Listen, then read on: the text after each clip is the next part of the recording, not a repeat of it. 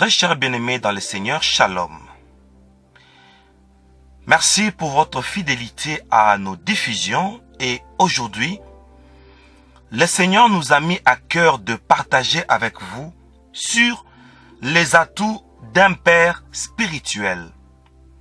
Je sais que c'est un thème qui a trop de controverses. D'autres disent que c'est important, d'autres disent que ce n'est pas important. Et d'autres disent que même si on a un père spirituel, on peut en avoir plusieurs. D'autres disent que tout celui qui m'oriente dans les choses de Dieu peut devenir mon père spirituel. Et d'autres disent, je peux avoir un père spirituel, mais il n'a pas droit à ma dîme.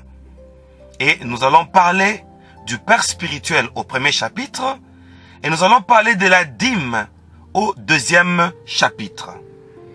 Bien-aimés dans le Seigneur, nous prions afin que le Seigneur nous parle lui-même. Oh Dieu, nous disons que ce temps est béni. Nous sommes autour de ta parole. Nous voulons nous édifier au nom de cet ordre que tu nous as donné, de paître tes brebis. Seigneur, sois avec nous. Et je bénis tous les bien-aimés qui nous suivent dans les 4 coins de la terre et dans les 5 continents du monde. Et nous voulons que cet enseignement édifie le monde entier, édifie tous les bien-aimés qui nous suivent dans nos réseaux sociaux, particulièrement tous les fidèles de Messianic International Church, au nom de Jésus-Christ, qui est ton nom merveilleux. Amen. Chers bien-aimés, prenez maintenant une bonne disposition, prenez vos notes. Nous voulons partager sur la parole de Dieu les atouts d'un père spirituel. Je suis le berger Moïse Lushiku, responsable de Messianic International Church. Qui est réellement un père spirituel? Et là, nous allons d'abord lire un passage biblique dans le livre de 1 Corinthiens. Nous sommes au chapitre 4. Nous allons prendre le 15e et le 16e verset. Le 15e verset nous définit le père spirituel et le 16e verset nous montre son rôle. La parole de Dieu déclare, 1 Corinthiens chapitre 4, verset 15. Car, quand vous auriez 10 000 maîtres en Christ, vous n'avez pas cependant plusieurs pères, puisque c'est moi qui vous ai engendré en Jésus-Christ par l'évangile. Là, on nous définit directement, automatiquement, c'est qui un père spirituel. C'est celui qui nous a engendrés en Jésus-Christ, mais au moyen de l'évangile.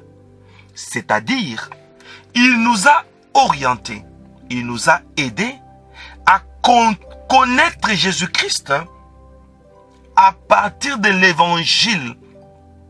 Vous savez, il y a la connaissance de Dieu et la connaissance parfaite de Dieu. Quelqu'un peut me présenter Jésus et je vais aller tout droit au but. Mais quelqu'un peut me présenter Jésus comme moi, votre berger, le berger Moïse Lushiku. Celui qui m'a présenté Jésus, présentement, il est rentré au monde. Il m'a présenté Jésus et là, nous sommes en 1986. Mais curieusement, j'ai reçu mon appel au ministère en 1984. Je n'étais pas encore converti, mais il avait fallu quelqu'un pour m'aider à me convertir. Mais déjà j'avais mon appel. Je ne comprenais pas encore les choses de Dieu. 1984, j'ai eu mon appel, mais 1986, un voisin m'a présenté Jésus. D'ailleurs, c'était un aîné. Quand il m'a présenté Jésus, je me suis converti et je me suis rappelé de mon appel. Alléluia. Bien-aimé dans le Seigneur. Mais celui qui m'a présenté Jésus il ne m'a pas communiqué la saine doctrine. Donc là, il n'est pas encore mon père spirituel. Pourquoi? Il ne m'a pas communiqué l'évangile. Vous savez, c'est lui qui nous ouvre les yeux. C'est lui qui fait tomber les écailles de nos yeux. C'est lui qui nous communique la saine doctrine. C'est celui-là, un père spirituel, parce qu'il nous a engendrés en Jésus au moyen de l'évangile. Maintenant, nous avons défini le père spirituel. Quel est maintenant son rôle? Est-ce que le père spirituel est-il important? Oui, je dirais un oui à majuscule. Le père spirituel est très important. Pourquoi? Le verset 16 nous le dit. Au verset 16, 1 Corinthiens chapitre 4, le verset 16 nous dit: je vous en conjure donc, soyez mes imitateurs. Donc ici, Paul parle aux Corinthiens pour dire: parce que je suis votre père spirituel, au moyen de l'évangile que je vous ai communiqué. Et là, je reviens sur l'introduction. Attention, Paul est un apôtre. Et le rôle de Paul était de placer le fondement. Ce n'est pas n'importe quel évangile. C'est l'évangile apostolique. Ce n'est pas n'importe quel évangile. Paul dit, il a placé les fondements et que tous ceux qui viennent bâtir, qu'ils viennent, ou tous ceux qui viendront bâtir, qu'ils viennent bâtir dessus. Donc, un bon père spirituel, c'est celui qui nous donne la base. Un bon père spirituel, c'est celui qui nous donne les fondements. Ce n'est pas n'importe qui. Alors, bien-aimés dans le Seigneur, ici, il dit, soyez mes imitateurs. Quel est le rôle d'un père spirituel? Le père spirituel joue le rôle de guide. C'est-à-dire, tu peux recevoir ton appel ailleurs, comme moi, j'ai reçu mon appel ailleurs. On va entrer en profondeur. Mais, on peut recevoir un appel ailleurs, mais on n'a pas un modèle. Parce que celui qui m'a présenté l'évangile, celui qui m'a présenté à Christ, il n'était pas le même modèle. Parce que présentement, c'est un musulman. Parce que présentement, j'ai appris dernièrement, il disait d'ailleurs que voilà, si j'étais venu à Jésus, c'était pour décrocher mon diplôme d'état, c'est-à-dire le bac. Alors, comme j'ai reçu mon bac, donc c'est fini, bon, ça ne sert à rien. C'était juste un moment pour mes études. Je devais profiter juste de Jésus pour décrocher mon bac. Voilà celui qui m'a présenté Jésus. Il n'est pas modèle. Il est rentré au monde. Donc, quel est l'avantage d'avoir un père spirituel? Le père spirituel nous aide de modèle. Paul dit, soyez mes imitateurs. Nous devons avoir quelqu'un que nous devons imiter. Le fait de l'imiter, nous devons partager les expériences. La génération actuelle, je parle de la génération chrétienne, c'est une génération, bon pas tous, mais la majorité, nie la présence et le rôle du père spirituel. Vous allez vous rendre compte, chers bien-aimés, depuis les époques, depuis le temps passé, vous allez voir que la période qui a la plus grande crise, c'est la nôtre. Pourquoi?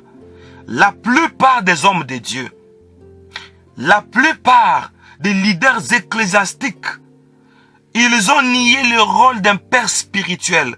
Et vous allez vous rendre compte que ils commencent à faire des choses qui leur viennent à la tête. C'est ça d'ailleurs la différence entre une communauté et une église de réveil. Dans la communauté, il y a une hiérarchie, voyez-vous. Il y a une tête qui chapeaute. Et les serviteurs qui sont engagés, celui qui chapeaute, c'est celui-là, son père spirituel, son responsable ecclésiastique. Quand il y a des bévues, on vous chasse de la communauté, où on vous donne une suspension jusqu'à ce que vous allez corriger votre conduite. Mais la plupart de nos églises de réveil, c'est ça maintenant la différence. Tous, bon pas tous, mais une manière commune de parler. Alors, la majorité, communément parlant, vous allez vous rendre compte que c'est quelqu'un qui se dit « J'ai écouté la voix de Dieu, j'ai reçu une vision, j'ai eu un ministère prophétique, etc. etc. » Il commence le ministère et il vient sur le champ évangélique en vrac. Il vient d'une manière brute. Attention. La Bible parle des enfants de Lévi. Attention. Les Lévites étaient au service de l'Éternel auprès d'un sacrificateur. Mais comment il y a les sacrificateurs, mais il y a aussi les Lévites? Qu'est-ce que Dieu veut-il nous enseigner? Pourquoi cette dégradation? On parle d'un sacrificateur et on parle aussi d'un lévite. Or, un sacrificateur est au service de l'Éternel. Alors, quel est le rôle d'un lévite? Le lévite est au service de l'Éternel auprès d'un sacrificateur. Je donne deux exemples. Je vais prendre l'exemple de Moïse.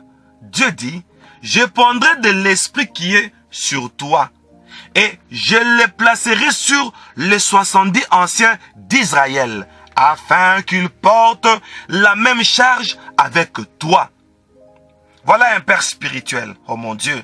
Le père spirituel, c'est celui dont Dieu prend son esprit afin de le parrainer. Et maintenant, quand tu es en train de travailler, tu es sous un parrainage d'un esprit de, oh mon Dieu. Or, quand ici on parle de l'esprit, quel est le rôle de cet esprit-là? Le rôle d'abord de l'esprit, sur le plan général, l'esprit vient pour animer. Oh mon Dieu, nous serons animés sous l'esprit de. Et quand on voit l'esprit de, c'est-à-dire un X dont Dieu te donne comme un modèle, comme ça quand tu seras dans l'œuvre, tu vas conduire l'œuvre, tu vas travailler dans les champs ecclésiastiques, pas comme tout le monde, mais tu vas travailler comme quelqu'un qui est sous un modèle X. Il suit le modèle X. C'est ça l'avantage d'avoir un père spirituel. Parce que le père spirituel va nous servir des rails. Je vais donner un exemple. Toujours sur l'exemple de Moïse. Moïse reçoit la vision. C'est le jour de son appel. Le buisson prend feu. Et Moïse s'intéresse maintenant au buisson. La Bible dit, il voulait se détourner, se retourner pour voir quelle est cette vision et pourquoi le buisson ne se consumait-il pas. Dieu lui dit, n'approche pas. Pourquoi Moïse ne peut pas approcher? Je saute d'abord. Dieu lui dit, je suis descendu pour délivrer Israël. J'ai entendu les cris que lui font pousser ses oppresseurs. Maintenant, je t'envoie. Donc, la descente de Dieu dans un buisson, c'était un objectif de mandater Moïse. Mais curieusement, comment Dieu est descendu pour mandater Moïse? Mais le mandater quand il vient, Dieu lui dit, n'approche pas, arrête-toi. Savez-vous pourquoi? Parce que Dieu voulait que Moïse soit animé d'un esprit de, malgré sa vocation.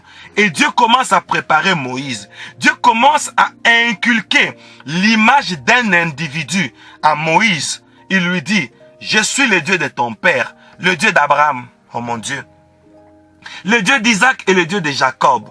Donc, Dieu lui dit, n'approche pas. Mais comment celui à qui tu veux donner une mission, tu lui demandes de ne pas s'approcher? Parce que Dieu a voulu lui donner le préliminaire de la vocation. Quand on reçoit une vocation, on doit avoir le préalable que nous appelons dans cet enseignement le préliminaire. C'est quoi le préliminaire? C'est-à-dire quand on vient au ministère, on doit avoir des héros. Les héros qui doivent nous accompagner. Au temps de Moïse, Abraham n'était plus, Isaac n'était plus, Jacob n'était plus. Mais Dieu lui dit, je suis dans le présent.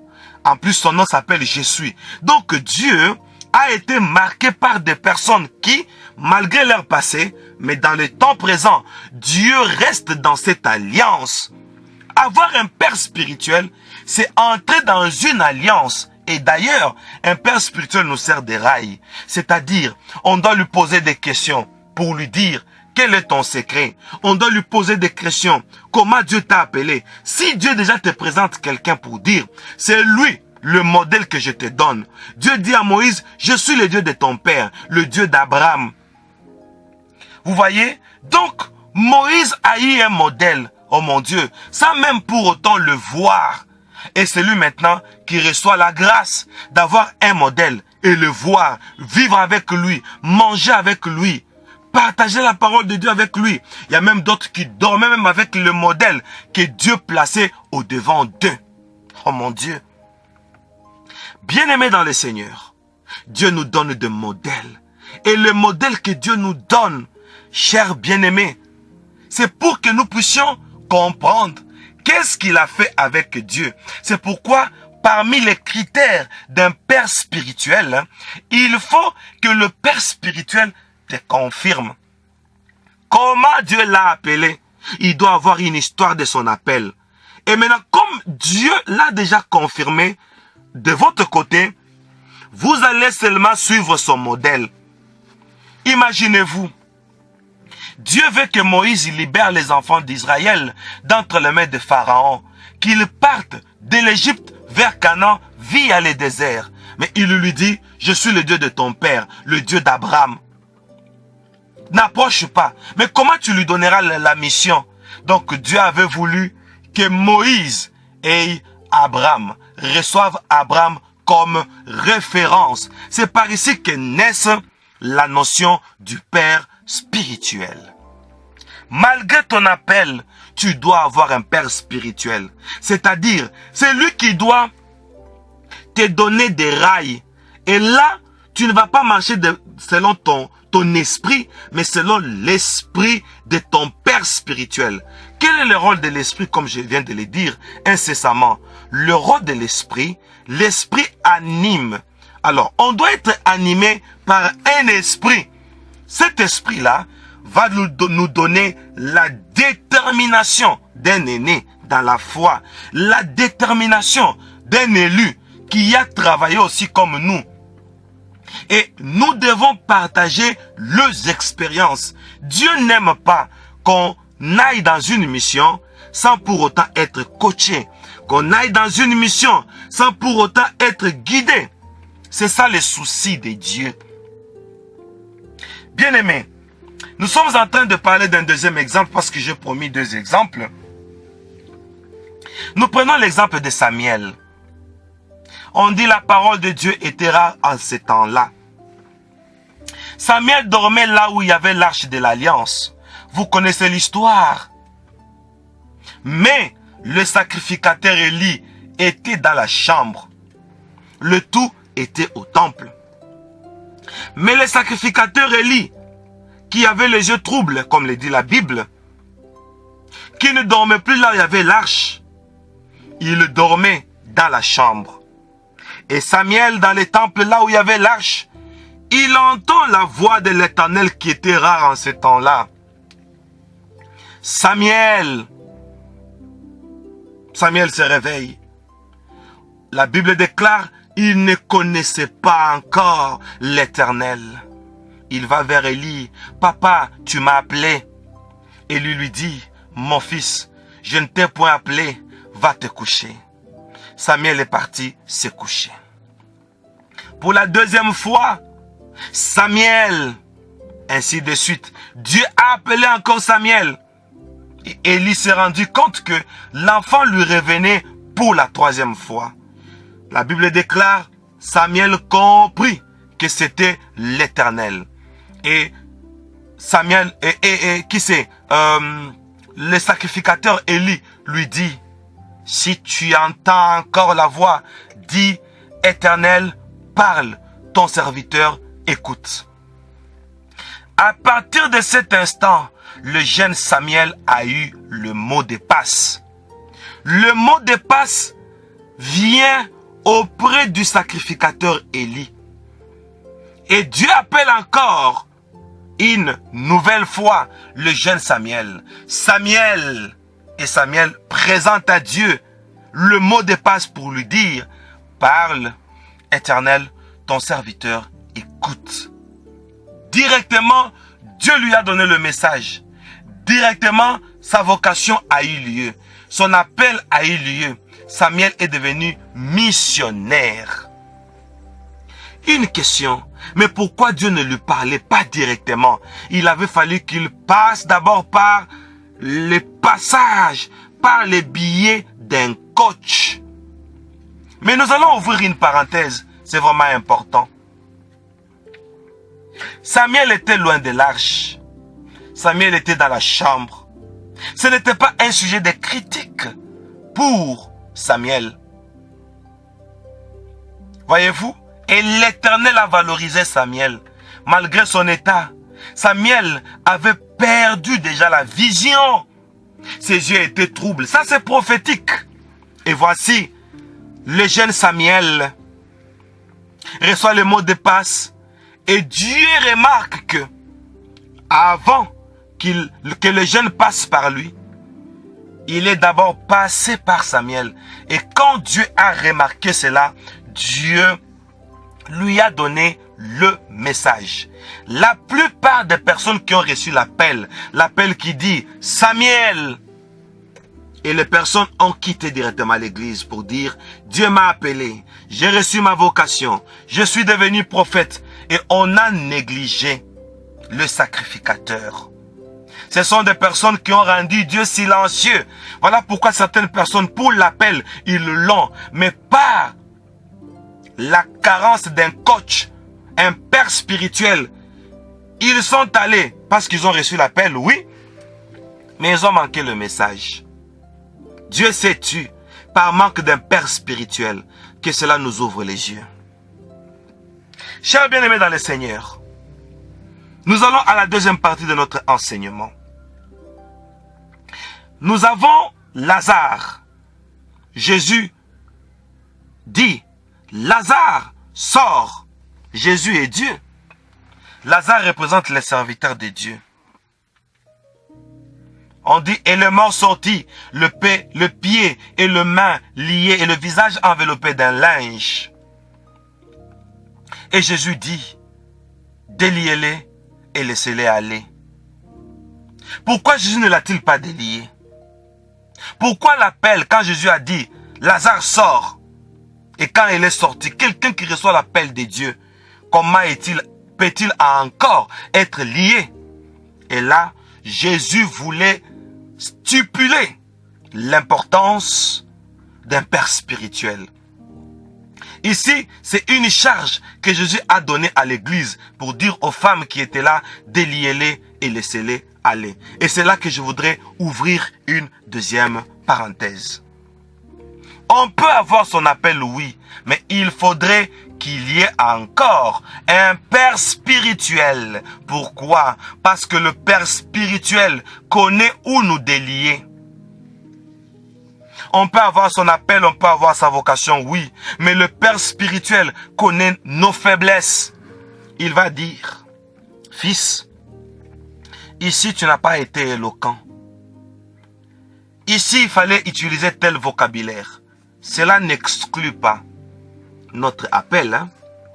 Est-ce que vous savez qu'il y a beaucoup d'hommes de Dieu aujourd'hui qui ont manqué l'éthique et ne voient que l'appel? Hein? Qui te présentera l'éthique? Qui te donnera la déontologie? C'est le père spirituel.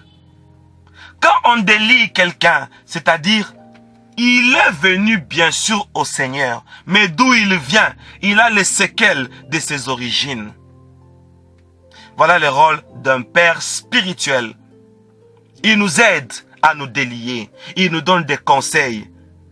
Il n'étouffe pas notre ministère, mais il nous donne la déontologie, c'est-à-dire la loi, le principe d'utiliser ce qu'on a. Vous savez, quelqu'un peut avoir son argent, il achète un véhicule, hein, une belle voiture, un jet et autres. Mais il faut qu'il y ait quelqu'un pour nous apprendre. Quoi que c'est notre véhicule, quoi que c'est notre jet, si nous voulons le conduire, il faut un apprentissage. Le ministère, c'est comme ça. Alors, chers bien-aimés dans le Seigneur, pour évoluer, déliez-les et laissez-les aller. L'appel, c'est Jésus qui le donne. Mais la délivrance, c'est l'Église qui la donne. Déliez-les. Pourquoi Jésus ne l'a-t-il pas délié lui-même? Parce qu'il connaît le principe.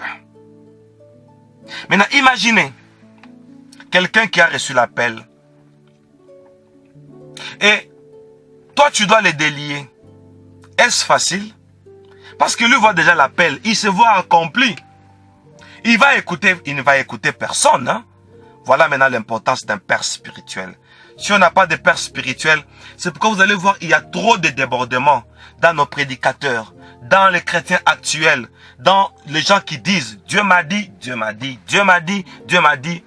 Et vous allez vous rendre compte que la plupart des gens présentent leur ministère très mal par manque d'orientation.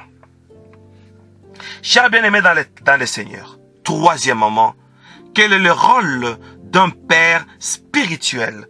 Le père spirituel, c'est quelqu'un à qui Dieu a présenté une dispensation. Et chaque dispensateur vient mettre à jour ce qui a été déjà annoncé. Chaque dispensateur vient faire comprendre ce qui a été déjà révélé. Au fil du temps, ce qui a été révélé mérite aussi une mise à jour. Vous savez, nous allons prendre par exemple l'ancien temps. Quand nous lisons dans la Bible, Dieu donne l'ordre aux sacrificateurs. Il dit, les sacrificateurs doivent s'habiller d'une telle façon. Sa robe ou sa soutane, comme vous voulez, voilà, son habit ecclésiastique doit avoir telle couleur. Au pan de son habit, on doit mettre des broderies, d'une grenade, d'une cloche, et ça doit faire le contour de l'habit du sacrificateur vers les pans. N'est-ce pas que c'est dans la Bible? Et pourquoi aujourd'hui on ne fait plus ça? Il a fallu une mise à jour. Et dans la mise à jour, l'habit là doit être symbolique sur une autre révélation qui est liée au temps. Alors celui qui a reçu l'appel, son appel doit marcher de pair avec les temps et il faut un père spirituel pour l'orienter. Voilà le rôle d'un père spirituel. Nous allons nous retrouver prochainement pour parler de la dîme. La dîme qu'on doit donner à un père spirituel. La dîme est-elle importante ou pas? Nous allons encore creuser là-dessus. Mais pour aujourd'hui, nous retenons trois choses. La première, Dieu s'est aisé tant que Samuel n'allait pas auprès de son père spirituel pour dire, le père spirituel, quoi qu'il ne soit pas un intermédiaire entre Dieu et nous, mais Dieu respecte ses principes. Celui qui ne va pas auprès de son père spirituel, Dieu s'est tait, il ne lui donne pas le message. Celui-là va rester que ne va rester que sur l'appel. Samuel, il a écouté la voix, mais tant qu'il n'est pas en contact avec le père spirituel, Dieu s'est tait. Deuxièmement, retenons, Lazare a reçu son appel, mais il avait fallu quelqu'un d'autre pour les délier. Le rôle d'un père spirituel, c'est pour nous faire voir certaines lacunes que nous avons sur notre présentation, sur notre éthique, sur la déontologie. Et troisièmement, grâce au Père spirituel, nous allons mettre à jour notre ministère. Nous allons mettre à jour notre vocation afin de nous adapter au temps. Voilà pour aujourd'hui, chers bien-aimés. Merci pour votre attention. Nous venons de parler de atouts. Nous en avons parlé 3 d'un père spirituel. Merci de la confiance que vous nous accordez pour nous donner votre attention, nous donner vos oreilles afin de recevoir la dispensation. Je salue tous mes enfants dans la foi, dans les 4 coins de la terre. Je salue l'apôtre Paul, notre administrateur technique dans nos réseaux sociaux et à la radio MIC. Je salue et je bénis tous ceux-là qui m'appellent Père. qui me considèrent comme père spirituel. Je convertis cet enseignement en travail pour dire ce que je viens d'enseigner. Je vais les transformer en atout pour que je vous sois toujours utile. Alors, soyez bénis.